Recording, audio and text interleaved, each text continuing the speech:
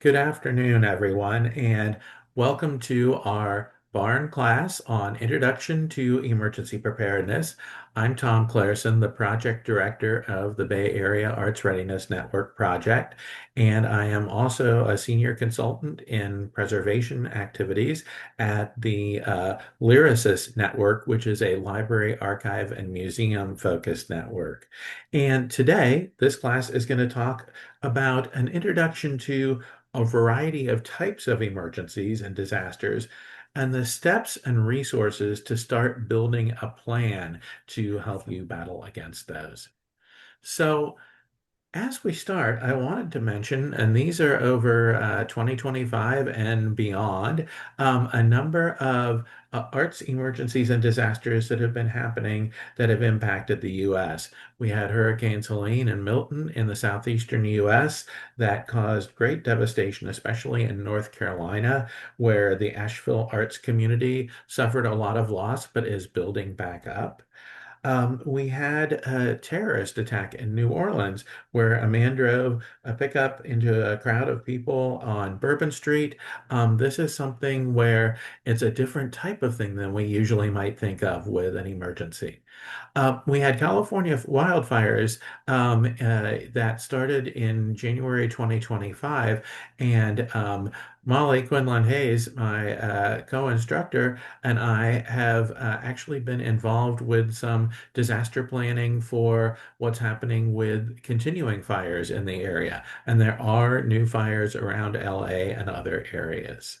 And there's been historic flooding in Kentucky. Certainly, the situations that we saw at the beginning of 2025. But again, this spring, those have happened as well, and we've had to be on the lookout. The last two instances here, the Red Hook Brooklyn Arts Warehouse fire in September 2025 and the South River Art Studio Complex fire in Atlanta in November 2025, are more localized. They're more something that happened in a certain area, but they have been large-scale disasters that we've had to deal with. So before we go any further, I'm going to actually ask Molly to give a quick introduction as well, because I know she'll have comments throughout the session. Thanks, Tom. Hi, everyone. I'm Molly Quinlan Hayes. I'm Executive Director of NCAPR, the National Coalition for Arts Preparedness and Emergency Response. We're glad to have you here as part of the Bay Area Arts Readiness Network program. And I will kind of be in the background supporting Tom today, but if you have any questions, please feel free to put those in the Q&A and we'll make sure to answer those before we wrap up. Thanks, Tom. Thank you, Molly.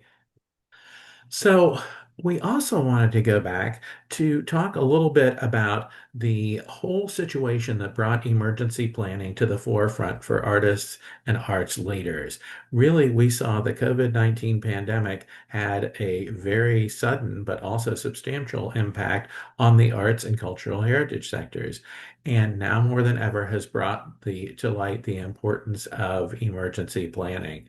I worked, and Molly was an instructor for a project called Performing Arts Readiness, which you'll hear more about at the end of our class. And with that project, we helped organizations deal a lot with the changes that they had to work with when the pandemic happened. So that's sort of one of the bases for what we're talking about here. So, thinking about all of those disasters we've talked about and the situations that we have mentioned that have happened more recently, how would an all hazards emergency preparedness plan have helped? Well, I think a couple of different things that would have happened. Um, a plan would have listed priority tasks and follow-up to be performed by all staff and assisted organizations as they prepared to either close their doors, or reopen after the disaster. A plan should have a crisis communications messaging set for all stakeholders, and this would help organizations contact their staff, performers, audiences, vendors, and supporters about canceled or modified events. And I'll tell you, during the pandemic, this was one of the things that people said. The communication was very difficult at a lot of organizations. And the other thing that we would see is a plan B should be identified that provides alternative or additional activities with minimal resources. Could other spaces be used? Could we go to a virtual performance of some type? And so those are the kind of things that we would think about with a Plan B type of activity. Disasters can be natural, human caused, or technological. And we'll also hear about sort of a new classification of disasters as we go further into the class. But you'll see hurricanes, flooding, wildfires, and unfortunately, mass shootings and cyber attacks are two of the other more new additions to the kind of things that we're seeing. And then the other thing, and I am coming in to teach the class today from the Phoenix, Arizona area is extreme heat. Now, we have gotten a little bit of a break. Our monsoon season just started last night, and we got close to an inch of rain where I am. So that has been a little bit better, but we might have extreme heat or we might have drought conditions as well that we need to deal with. One of the examples that we're going to use throughout today is something called Apple Shop. It's an example of an organization that was recently impacted by a disaster. It's an arts, media, and education center in Whitesburg, Kentucky, that holds significant archival collections that document Appalachian history. Also, their roadside theater has presented a variety of community-focused performances throughout its history. And in July 2022, the Kentucky River rose over 22 feet, flooding their community and their facility. And we'll talk more about this situation as we move further in our discussion.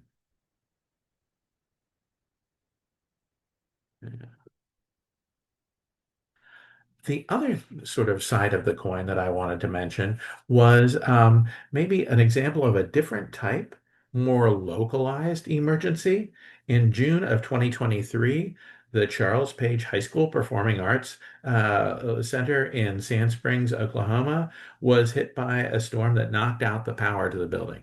Now, they got the power restored, but when the power was restored, a self-flushing urinal in a bathroom on the top floor of their building malfunctioned, and it caused a flood that caused $300,000 worth of damage. The direct damage from the storm itself was minor, but it was almost this secondary level of the disaster that caused more problems. And I'm bringing up these examples to show the wide variety of things that we need to plan for and emphasize to develop into our plans, into our activities. So I want to move into another segment. Really, our first segment is on emergency management. Some of the basic considerations for emergency preparedness we'll cover here, and I'll be talking about a lot of information pretty quickly. This is just a brief introduction to this area. I'm going to refer to other webinars that BAARN has available, other webinars that the Performing Arts Readiness Project has available that go much deeper into specific areas. But I wanted to start us off on this topic. And one thing that we have in almost all of our classes is the infamous emergency cycle or emergency wheel. And what we see here is this idea of steps that happen in emergency preparedness and recovery. Preparedness is positioning an organization's research before an emergency occurs. And this is developing a disaster plan. It's developing a team, whether that is a number of individual artists that you might work with, or whether it is in your organization. That is what we look at in preparedness. Response is the activities established to react immediately and effectively in a disaster situation. And here, what I'll say is that I often say that the first 48 to 72 hours are the most important part of response because if there's water involved and heat or humidity, that is when mold can set in by the time 72 hours rolls around. And we really need to watch for that as we are looking through the planning that we're going to do. Recovery, the activities that are associated with restoring resources and resuming normal operations or as close to normal as we possibly can after a disaster. And this can be short term. I have a colleague, she and I were getting calls a couple of years ago in October from a lot of theaters in New York City that had flooding into their lobbies because of a big rainstorm outside. And we gave more recommendations for emergency cleanup and carpet cleaning organizations than we ever have in our lives. And a lot of people were missing their afternoon performances, but able to hold their evening performances. So that was a quick response. But we have also seen this recovery sometimes take a couple of years, especially if somebody had to move to a storefront or have that type of situation happen. And so thinking about that is key. You'll have to think about how long the recovery might take. Now, this whole step that we have at the sort of bottom left here, mitigation or prevention, what steps we can take to prevent disasters from occurring through risk assessment, through management, and this will reduce the probability of loss. The actual sort of textbook definition of mitigation is to make a situation be less severe, become less severe. So if you learn from any emergencies or disasters you have, what kind of thing you might be dealing with the next time, what maybe the most prevalent disasters in your areas might be, I think that that is a good direction to go to mitigate future disasters. We've talked a little bit about this, but the main ones that we're dealing with are natural disasters, floods, hurricanes, sleet, hail, and ice, tornadoes, blizzards, earthquakes, tsunamis. In California, there may not be as much of a threat of hurricanes, but there can be sometimes a threat of blizzards in certain high altitude areas, and many of these other situations are some things that we oftentimes see. Technological. You'll see this middle picture here. This looks like me after I get frustrated with my computer every once in a while I'm working. Not really, but we might have a situation where cybercrime happens or transportation incidents let us not even be able to get into our building. What about electrical failures that we've seen and happen in places like Texas, blackouts and brownouts that we've seen happen in Hawaii and California, and even hazardous spills that might keep us out of our building. And so civil disasters and human-made disasters might include terrorism, vandalism, warfare, and other types of situations. And the other thing that I wanted to talk about is a new category of crisis that we call administrative disasters.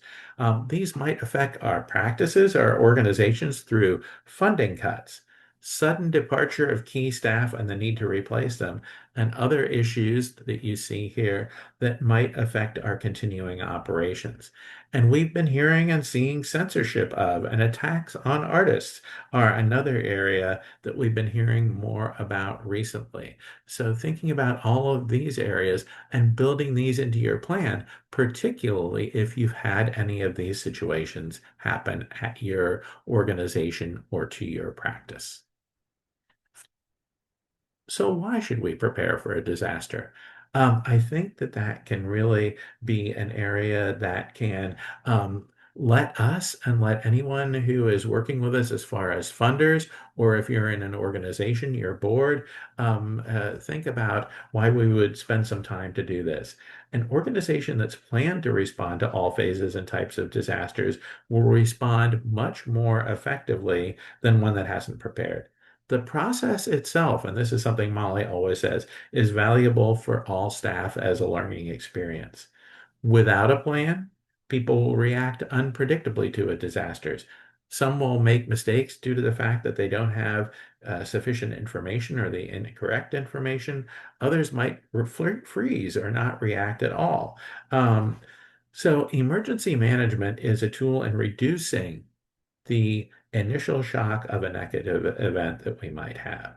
Planning aids in mitigation. It'll help ensure the quick resumption of operations at your studio or at your business. And we want this to be really as automatic for all of you as possible. As you're working on your disaster plans and working to set up any networks in your neighborhoods or city, you'll need to answer the question time and time again with your colleagues, your management, and your board. Why do we prepare for a disaster? And all of these points on this slide and what I have talked about are reasons that can be very helpful. I work with a lot of people who want us to have goals and objectives. So, a couple of objectives to think about here. Um, Identifying and protecting your organization's assets, priority materials, and vital records. And this is for individual artists, your business records, your historical records of your work, performance records. It's going to be different for every type of artist that we work with and talk with. A useful exercise might be to think about for yourself or for any organization that you work with, if you could save one thing, what would that be? Getting the answers from various parts of your practice should provide you with a better picture of what you need to do to plan. Reduce the risk of a disaster. Prevention is the cheapest and most effective disaster response. This is a number that keeps on going up all the time, but one of the things that we hear is that for every $1 spent on disaster preparedness and emergency planning, you'll save $13 or more on recovery costs. So that should be a good argument right there. Improving and ensuring the capability to restart, to resume operations after a disaster, get up and running more quickly. Ensuring the ability to recover from damage of loss or loss of assets that you have. And then ensuring accessibility, both accessibility to your buildings, your collections and other material, and accessibility to the people who want to utilize your collection. So we're going to talk about a number of these, but these are sort of the key things that we see, that I see in a disaster plan. An introduction, the idea of what's the purpose of the plan, who's the author, is it for an individual artist or an organization? What are the schedule for updates? And we need to always think about that. And what date was the plan revised? Evacuation plans for you, for any colleagues that you might work with, for an audience are important to have. That communications plan, the staff contact information, and other emergency contacts. Emergency procedures for dealing with a variety of different kinds of emergencies, including fire, bomb threats, elevators, power outages, medical issues, weather issues. How would you evacuate and then where would you assemble are two quick questions. And then thinking about how to get the institution back up and running is important. Facilities plans. My colleague Jan Newcomb and I always used to call this the what is where part of the plan. Where are the shutoff valves? The for water, shutoff valves for gas or electricity. Where are the building exits? If you can include floor plans and maintenance schedules, descriptions of major systems, including fire detection and suppression, security systems, that is really important. And if you're in a building, like many of the buildings that I visit for artists and arts organizations, making sure that you include remodels, cubes, or temporary walls is important. And if you have hazardous materials like paint or cleaning supplies, that is important because what we want to do is reduce the surprise for you as someone who's responding to the disaster. But if you need to call fire, police, EMTs, you want to reduce the situation and reduce the surprises there. We'll talk about these resource lists a lot as we're going along, but it's really outside emergency personnel like police, fire, utilities, and hospitals, and outside sources of assistance, vendors for cleanup, but also people that might work with electricians, carpet cleaners, glass replacement, and major recovery vendors. We'll talk about those folks too as we go on. And then response procedures. If you can put together a team of like-minded individuals, either from your organization or individual artists, sort of breaking out what good responsibilities they might have and the sort of how to salvage different types of materials are all parts of what we think about when we're talking about response procedures. Here we are with Apple Shop again. This idea of thinking about crisis communications that we just mentioned. Here's an interesting example of their crisis communications. They were able to use social media to give updates about their building and collections during the crisis. I don't know if this was part of their formal crisis communication plan, but I think this type of resource contributed and outreach contributed to their survival and the recovery of their community as well. They even used their resources to document their community's experience in flooding. Other things that you can think of are getting some media training for staff responsible for addressing the press during disasters. Is your CEO or director going to do that? Are you the one who's going to do it because you're an individual artist? Make sure you get that training to communicate vital information and make sure everybody's on the same page. These days, we do have to consider the possibilities of misinformation or disinformation. So, using and being a vetted source of information is really important. And there are a whole lot of apps that I would suggest. Watch Duty provides live fire monitoring, Weather Underground for good general weather information, and Plume Labs for air quality information as well. And if you are someone who does art or performance outdoors, those kind of things are extremely important. So, in the next phase, the emergency response steps that I'm going to move to, we're going to talk about sort of how we define levels of emergencies and disasters. So we can have through severity, minor incident, the kind of things that might happen in your building or at your home studio. A major disaster, maybe this is something that affects your whole community, and a catastrophic event, which might be something that affects your community, your state, a large scale area. Some minor incidents, a localized leak or water getting on a few items and causing them to be moldy. Pest problems, having everything from ants or what might be worse, cockroaches or termites coming in and eating some of your business records and your materials is important. These can be isolated to a portion of a building, a portion of a facility, a portion of your creative assets. Now, it might result in an interruption in operations, but it may not be a long-term interruption. How can we respond to this? Well, developing your disaster plan and following the emergency procedures to get back online is going to be important. We're going to talk about supplies and stockpiling some of those or knowing where to locate them as we go through the class. Can you provide the authority to respond appropriately when a disaster happens? Will you be the spokesperson for your art practice or for an arts organization?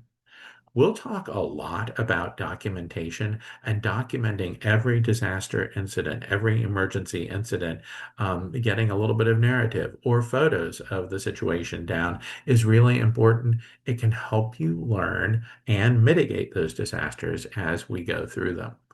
And it might help you think about what to do to revise your emergency procedures if you need to. In these kind of situations, salvage can usually be handled in-house. It might be just drying a few items, or it might be more fixing the area around the leak or fixing something that you were using to store materials around the leak, rather than a lot of your assets getting damaged themselves. A major disaster. Okay, this can impact an entire building or facility, and it's a big disruption of your operations. This can be a fire, explosion, flash flood, mold outbreaks, or prolonged power outages. And when we have talked to people in the Bay Area, these are the kind of things that they have seen that have affected their communities and caused a lot of trouble. I think what differentiates a minor incident or emergency from a major disaster is the degree of disruption of your regular practice or regular operation that happens. So, these are the types of things that we might see. And dealing with them, what we want to do is eliminate hazards. It's getting the water out of your building. It's getting materials that may have burned out of the building. Making sure people, your colleagues, other people in your organization, or other artists you might work with in nearby studios are accounted for. Assembling a response team. Now, you may be part of the team. You may be the central part of the team if you are an individual artist, or it may be something at your organization where you put together a number of people with different types of background to think about how do we respond. Establishing security procedures. This may sound silly, but the whole idea of yellow caution tape is not just for situations where they've had crimes. This is something where you might think, I want to keep people out of this part of my studio. I want to keep people out of this exhibition area because the exhibition case or the supplies in my studio have been damaged. Inspecting and, oh, we're back to that again. Documenting damage is important. And then think about what supplies you need and report your status to stakeholders and to networks. This can be the idea of working with a local arts agency or working even with almost birds of a feather, other arts organizations in your area. Catastrophic event. This is the biggest kind of thing that we see. Hurricanes, major flooding, earthquake, tornadoes. It makes communication extremely difficult. There's a prolonged lack of the basic services that we want: power, food service, clean water, even lodging for yourself and for responders. The lack of supplies and recovery services. In some cases, the stores that sell those can get wiped out. In other cases, like one I've heard about here in Arizona, it might be a situation where you have flooding from the top of your building, but it gets down to the basement floor where people were storing their disaster supplies, and the disaster supplies floated off. And the lack of human resources. You might have inability to even reach staff members for help, or your staff is unable to help. So, attending to safety issues first, especially allowing individuals to deal with personal situations at the beginning, is very important. Begin to contact vendors and insurance agencies, especially if you can't get into your building, but you've seen that there is some type of damage to it. Let your vendors and your insurance agents know what's going on. We talked about eliminating hazards and the idea of obtaining clearances to go back into your building and report your status to stakeholders and networks, and think about working with both public resources for recovery and private resources as well. So, the next thing I'm going to do is talk through with you a series of about 9 different planning steps that you would take in a disaster. And I think that if there are any questions that come up, you can put them in the Q&A. You get to it through the More symbol at the right-hand side of your toolbar, and you could ask questions there. But I want to talk about some of these disaster planning steps because I think they're of key importance. And this is the way to actually build up your plan. So Establishing a planning structure. For committee members, for your response team, this might be you. As we've said, it might be you and some of your colleague artists. It might be you and other people within your organization. And pre-assigning responsibility, trying to really think about what people who you team with can do, and then also what people who are vendors might come in and do. Excuse me, I got to grab a drink of water real quick here.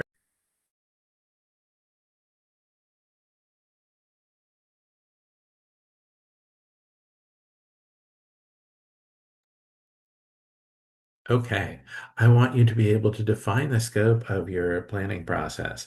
It may be something where you can think of terms that the tasks now that you could be doing are, and what kind of staff responsibilities and cross-training can you do?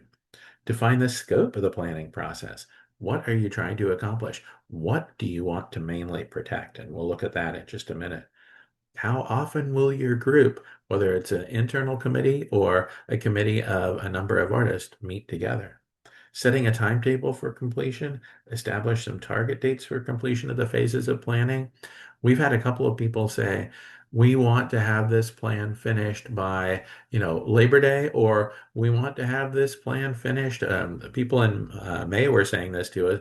We want to have this finished by June 1st because that's the start of the hurricane season. So that can help you develop that kind of activity. And then identifying your recovery team. These people may or may not be part of your disaster planning committee, but they may be people who have really good skills in recovering different types of material. Risk assessment. This is something that we have done a number of classes on. We're going to do a live class in the San Francisco area in early August that you can read more about in the BAARN website. But look at the past disasters that have happened and do some fact finding about your location. What are the weather patterns? How close to the coast are you? What's the situation with your building? How is the wiring situation? Is it highly taxed because you've got electronic components all over the place? Is the roof in good shape? What about the HVAC, heating, ventilation, and air conditioning system? And do you have any type of fire protection from fire extinguishers all the way over to a fire suppression system?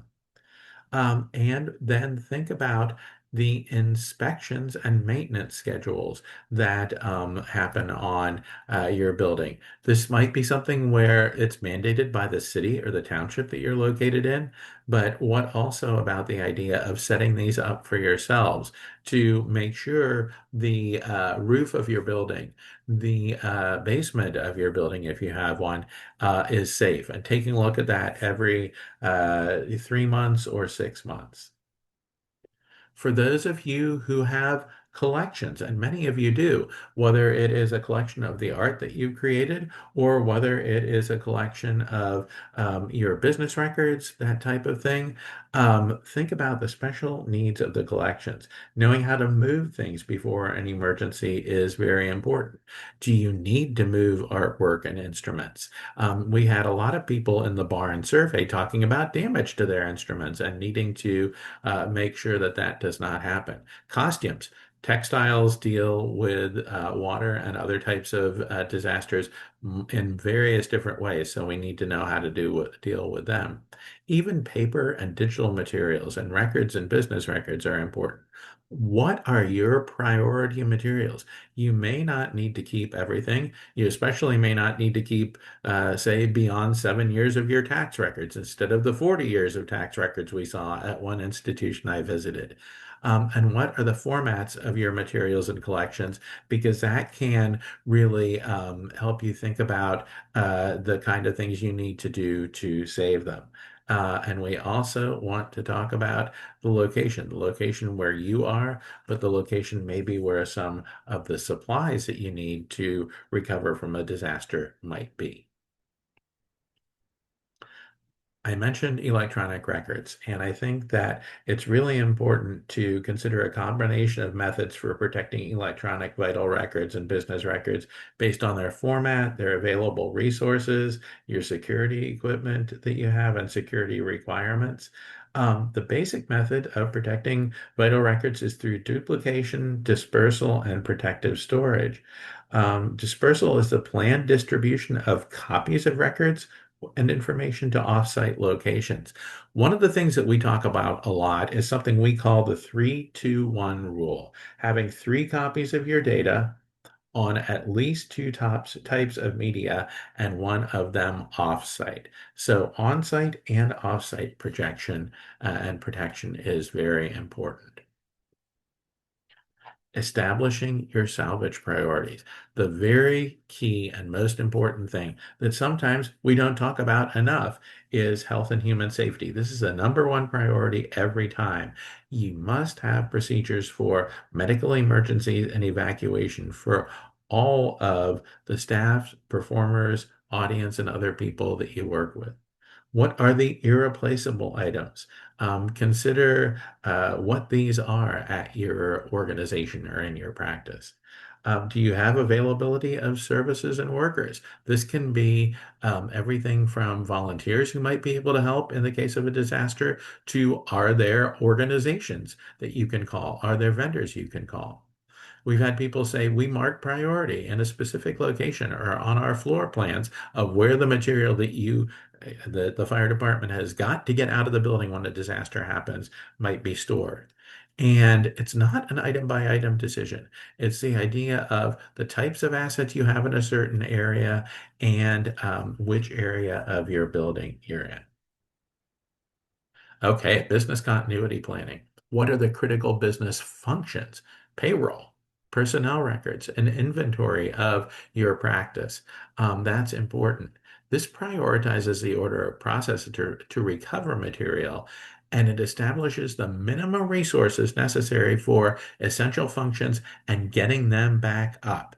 And think about alternative sources of critical resources as you're doing this. And what I wanted to highlight here is that we have a business continuity planning class that BAARN is offering on August 18th that Molly is going to be part of. And Molly, do you want to jump in and make a couple comments on that? Sure. Thanks, Tom. Yes, this is another barn class coming up on August 18th, and we will be talking about how to maintain, as Tom said, your creative work or your practice by identifying what are your critical functions and how to decide what your highest risks are and what the steps are. So we'll have an actual exercise. That'll be a very interactive workshop. So we hope you'll join us for that. Thanks. Excellent. Okay. And as we go through that, one of the other things you're going to be doing is sorting some information. So to have you plan for those small, large, and wide area disasters that we talked about. The idea of with your organization or your network of individual artists that you might work with, sitting around a table and saying, what if? Making a list for the scenarios that most often might happen in your area and asking questions like, what if this situation affects a room, an entire floor, my offsite storage facility, my whole building, the entire block or city? You can also sort by the specific types of disasters we talked about earlier, from fire and flood to severe storms and earthquakes. And what are the pre-disaster actions for emergencies when you have an advance warning that can happen? We've had a number of people in different parts of California say that when they hear about flooding or snowfall forecasts, they work in this area. Developing resource lists. Everything from a phone tree of people that you want to be able to get in touch with or that your colleagues might want to get in touch with, the landlord and building authorities to see if you can even get back into the building. And then local and states arts and emergency management agencies, the local fire and police department, local city or county emergency management agency, your local arts council, state emergency management, and the state arts agencies. And do you have a FEMA regional representative who you can work with? And this also includes a list of your recovery team members. Who are the consultants that you might work with or recovery companies? And I'll say you can feel free to put BAARN, Molly, and myself in your plan as consultants who can talk with you. And if you have any pre-existing contracts with vendors, this would definitely be the place to list them as well. Couple of other things on your resource list. Think about inventorying your in-house supplies for disaster recovery. A list of recovery supplies to purchase and vendors who offer them. And we're going to talk about those kind of supplies in just a minute. I know I've been foreshadowing that a lot. Locations of keys and door codes. If you have any type of situation at your studio where you need to use cards or any kind of codes to get indoors or keys, that is important to have. And that's definitely true of organizations and their buildings.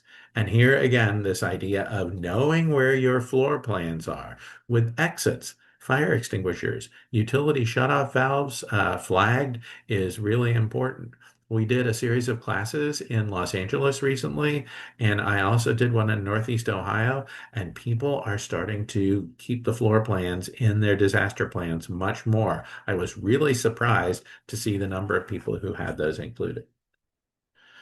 Now, identifying financial resources. These last three slides in this area are going to talk about some financial and insurance resources. Do you have emergency or contingency funds set aside?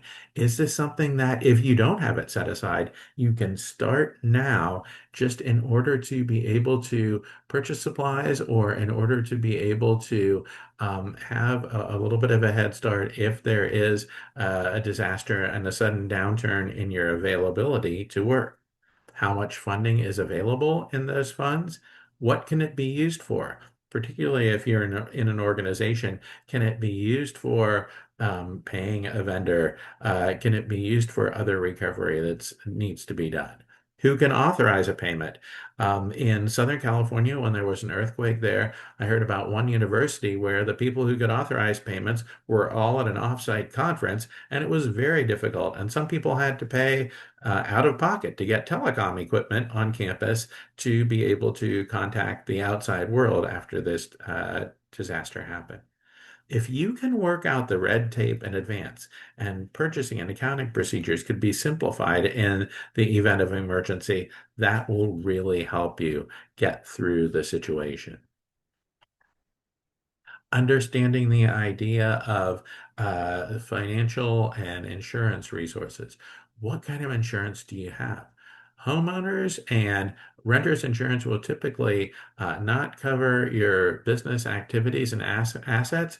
Find out what your insurance does cover. Do you need to have, or do you have specialized policies for event cancellation, whether it's an exhibit or a performance?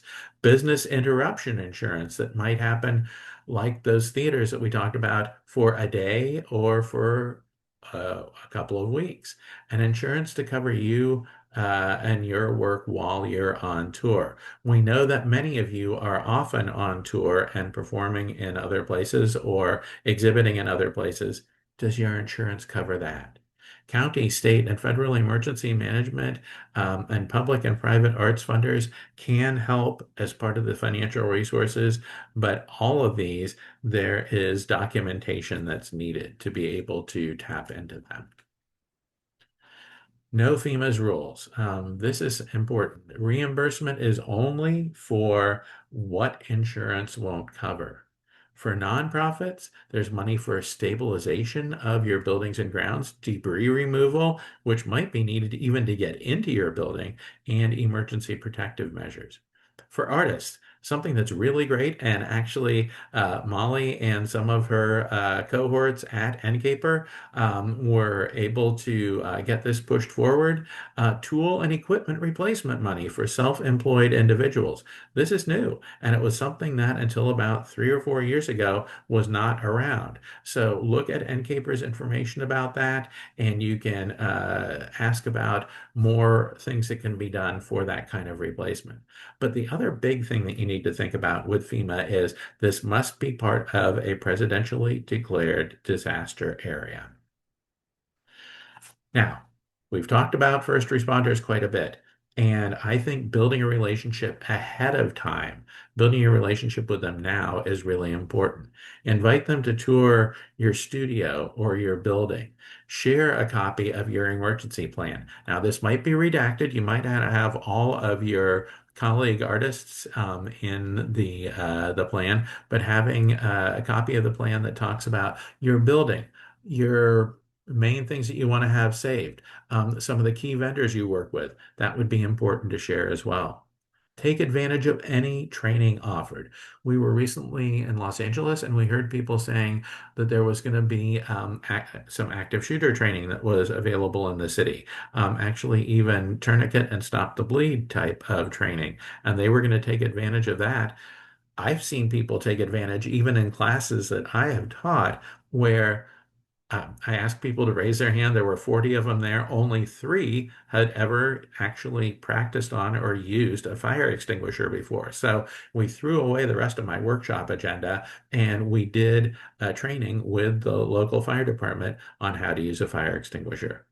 And let them know what resources you can provide to them. Do you have space that you can provide for them? Are you like some of the artists in the Houston area who were able to work out in some of the shelters and do performances, work with kids on art projects, that type of thing? All of these things can help build those relationships.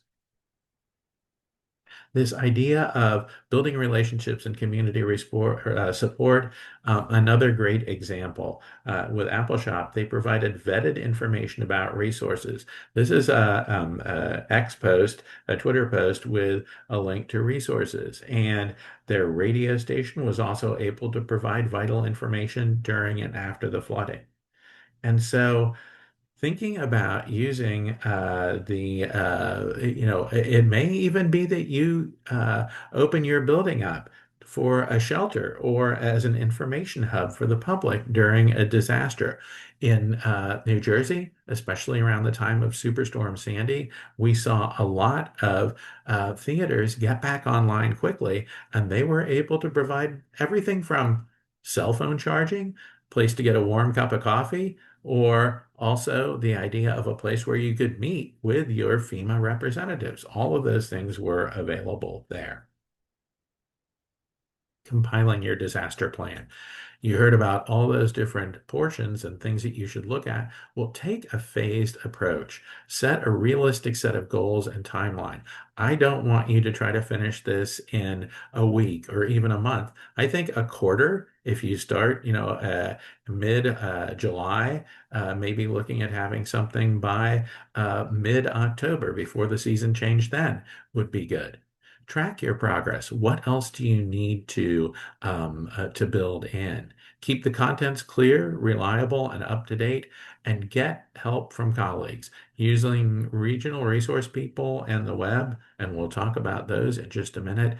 But I would say to get help from colleagues, one of the things that I will offer is if you are developing a disaster plan and have a plan that is,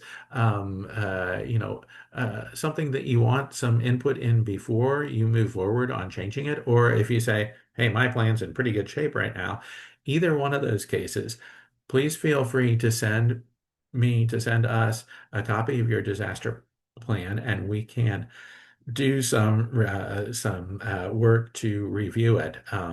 We usually probably would like to have about 2 weeks notice. And I would say also maybe thinking about starting to work with us in mid-August or beyond might be good because we are currently doing this as follow-up to a set of workshops that we did in the Los Angeles area where there are 40 individual artists and arts organizations who are having us review their plans.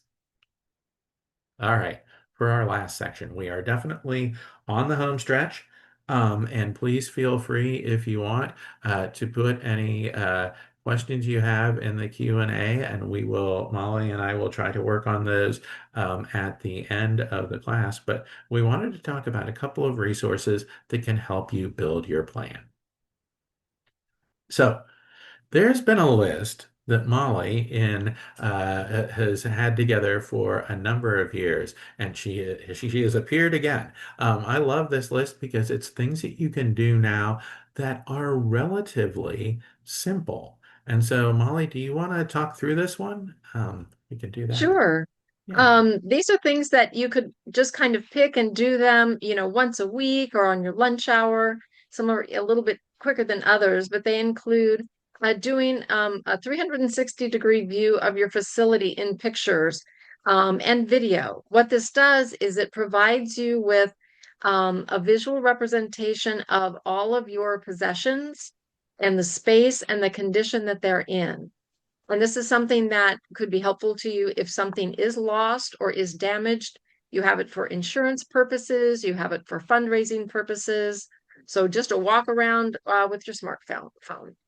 Number two is to have your key contacts list in a phone tree document. This is something that Tom mentioned at the very top, just something that you should have in multiple places. I have one at my home office and one in my car and one in my phone. You want to have recovery contact information and account numbers document. Obviously, someplace secure, but if you are displaced from your home office or your organization office, you want to be able to access all of those online platforms and online services from wherever you are. Tom mentioned this 3-2-1 rule of backing up your critical data, having 3 copies in 2 different formats, one of them being an original.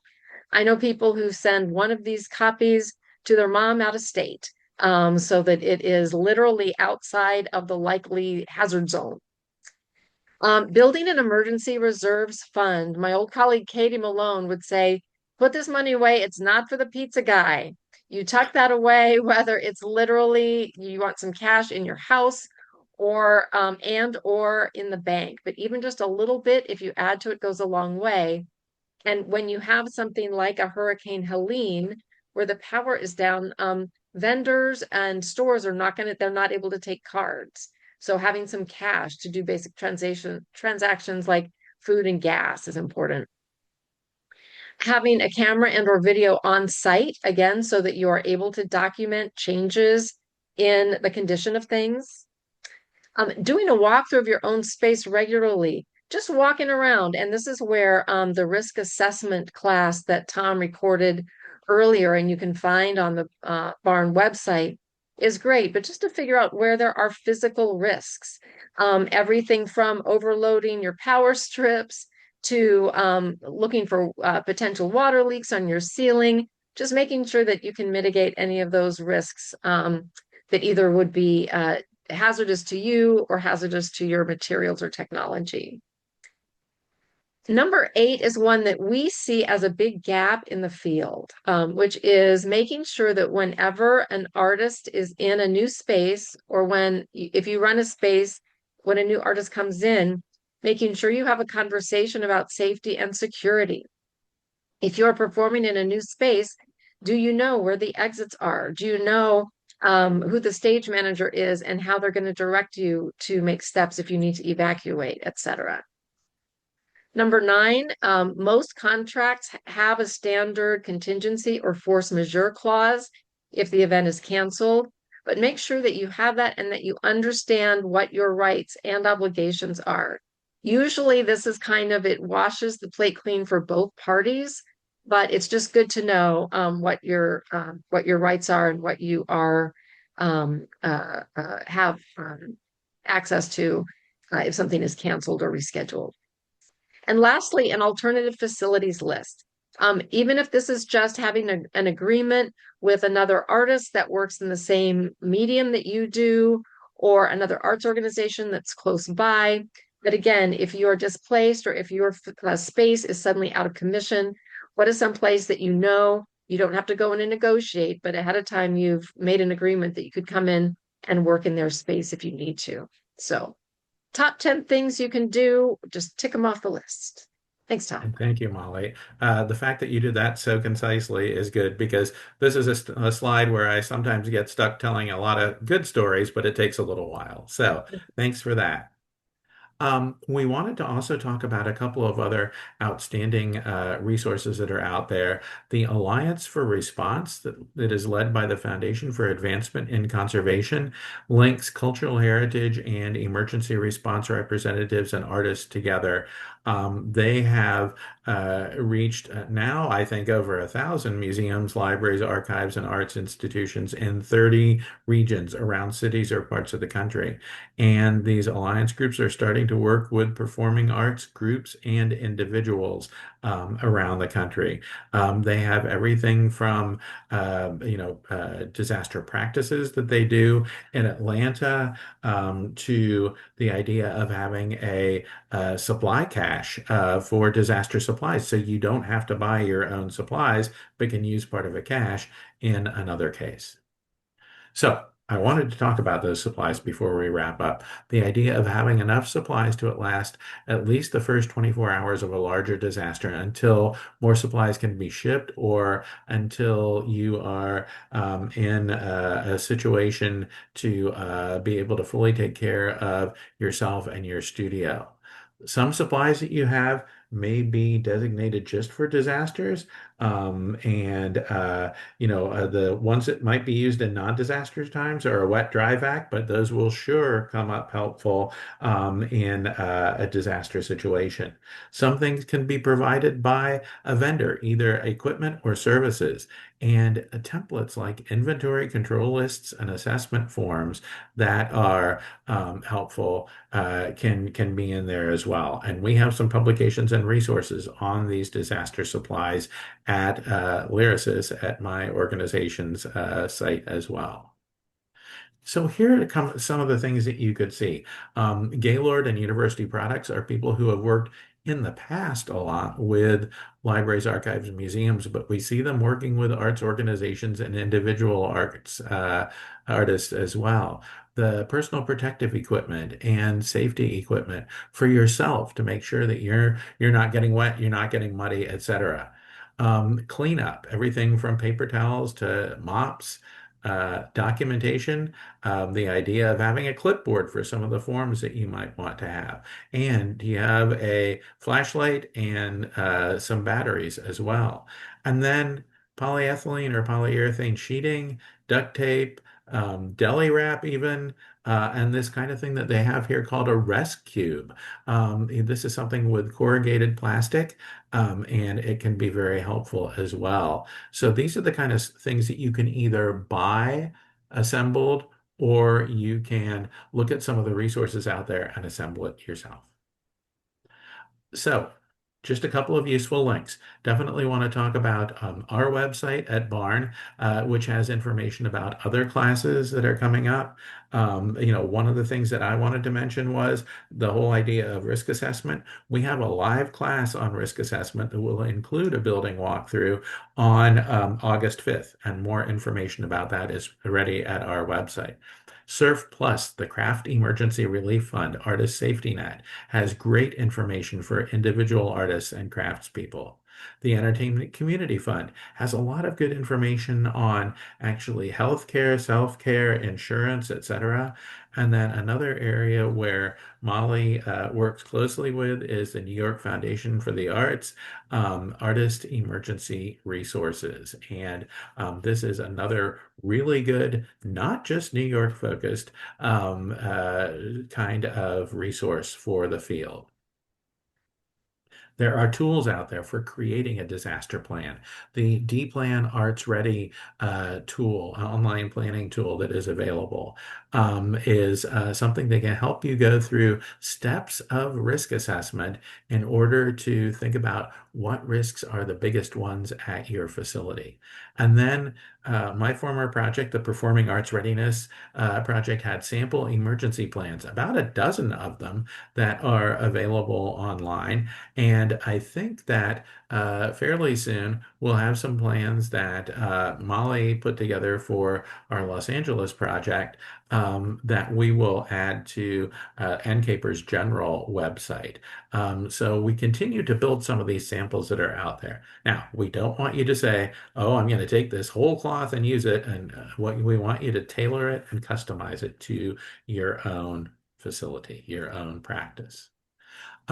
Emergency services resources, another thing that's available from the folks at the Foundation for Advancement and Conservation is the National Heritage Responders NHR team, volunteers who can come to your facility and help you do cleanup and get your building back in order. And we have a lot of partners that we work with who do disaster preparedness and recovery. And one that I've worked with a lot in the past who is cognizant of what happens with artists, museums, libraries, archives, is Belfour Property Restoration. I think that their national office is the best place to start with that. And we have other suppliers that we can give you information on as well who are near your area. One last thing. I wanted to mention this Apple Shop again as an example. They have worked with Iron Mountain. That is a vendor that provides data management and storage services as vended services. They're providing storage for about 9,000 of the assets from Apple Shop and are digitizing some of the materials as well. The Houston Arts Alliance, who went through Hurricane Harvey and other disasters and emergencies, have put together short videos on this long list of topics here about some of the initial things that you can do if a disaster does happen or an emergency hits your practice or your facility.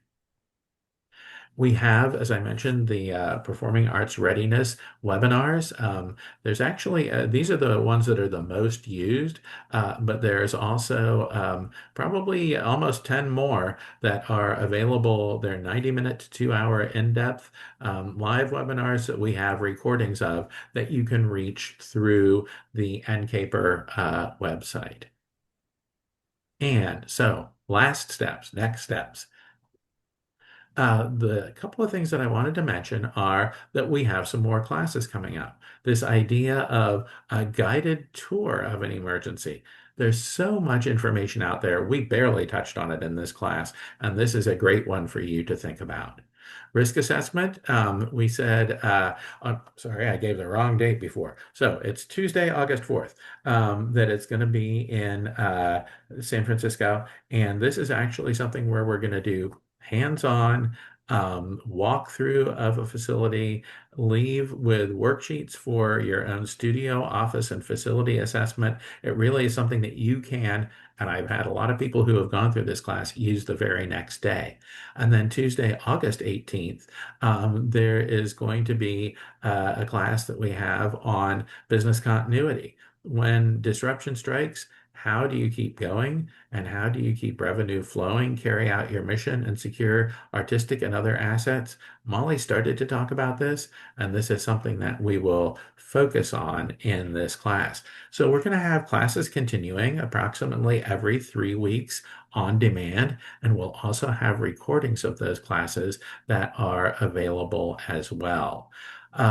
So with that, I wanted to suggest that you can contact me, you can contact Molly, and our local coordinator, who is based in the San Francisco Bay Area, is Annalisa Escobedo. She is off on maternity leave for about a month and a half, 2 months, and we have another wonderful professional from the region that is standing in and is helping people as we go along. So please feel free to contact any of us, and we can help you with your planning. We can help you with access to some of the other classes that we have, and we can take your ideas as far as what classes you would like to see in the future.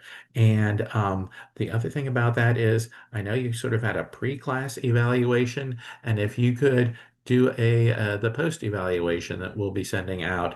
That will really help us think about what we need to do next. We have a disaster response class coming down the track in mid-September. So what else do you want to see as we move along in this project? And with that, Molly, are there any things that you want to add, or are there any questions that you see in the Q&A section?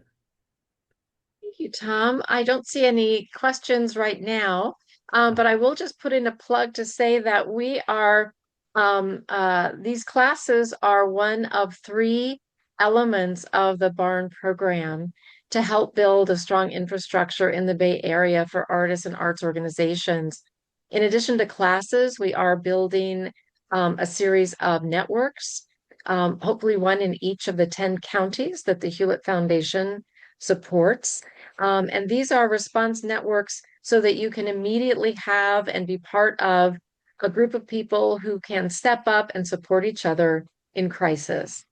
And then the third being grants. We will be rolling out Get Ready grants later this year for individual artists to be able to take steps, perhaps some of those 10 steps that we talked about, but things that you identify that are important to help secure your assets, your collections, your practice, your digital assets, whatever that might be. So thank you for being here, and you will be on our list now to receive information on all of our resources coming up. All right. Thank you, Molly, for the wrap up, and we will look forward to hearing from you in the future. Take care. Thanks for joining us.